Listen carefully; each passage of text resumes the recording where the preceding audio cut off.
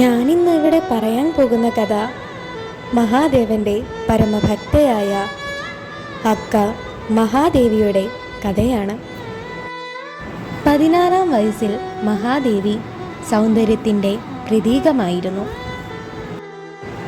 അവളുടെ പ്രായത്തിലുള്ള മറ്റു പെൺകുട്ടികൾ വരന്മാരെ സ്വപ്നം കണ്ടപ്പോൾ അവൾ കണ്ടത് മഹാദേവനെയാണ്. കൃത്യമായി പറഞ്ഞ ചെന്നമല്ലികാർജുനനെ എന്നുവച്ചാൽ സുന്ദരനായ ഭഗവാൻ, മല്ലിപ്പൂ പോലെ പരിശുദ്ധൻ.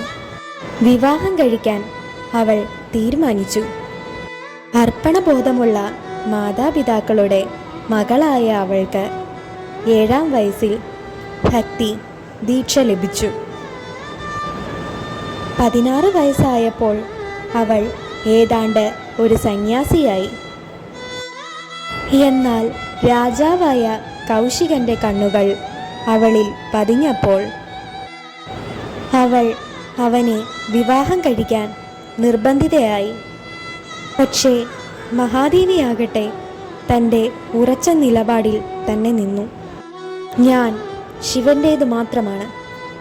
എൻ്റെ മനസ്സിൽ മഹാദേവനല്ലാതെ മറ്റാരും തന്നെയില്ല. ഇതു കേട്ട കൗശികയ്ക്ക് ദേഷ്യം തോന്നി. മഹാദേവിയുടെ നിലപാടിനെ കൗശിക വെല്ലുവിളിച്ചു. അവൾക്കുള്ളതെല്ലാം അവൻ്റേതാണെന്ന് ചൂണ്ടിക്കാണിച്ചപ്പോൾ വസ്ത്രങ്ങൾ ഉൾപ്പെടെ എല്ലാം ഉപേക്ഷിച്ച് അവൾ കൊട്ടാരം വിട്ടു. അടുത്ത നിമിഷം നീണ്ട മുടി അവളുടെ നഗ്നതയെ മൂടി.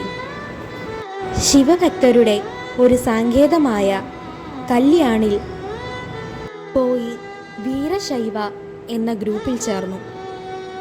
അവിടെ തത്വചിന്ത, സാമൂഹിക പരിഷ്കരണം തുടങ്ങിയ വിവിധ വിഷയങ്ങളിൽ തുറന്ന സംവാദത്തിനുള്ള വേദിയായ അനുഭവ മണ്ഡപത്തിൽ മഹാദേവി നിർഭയമായി സംസാരിച്ചു.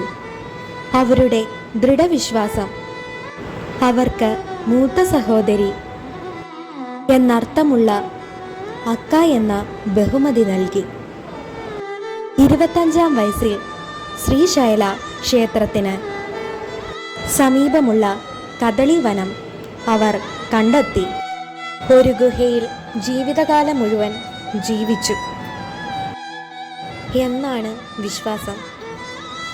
മഹാദേവനോടുള്ള തൻ്റെ പ്രേമഭക്തിയാൽ അവൾക്ക് ഈ ലോകത്തുള്ള എല്ലാ ജീവജാലങ്ങളിലും തൻ്റെ ചെന്നമല്ലികാർജുനനെ കാണാൻ കഴിഞ്ഞു.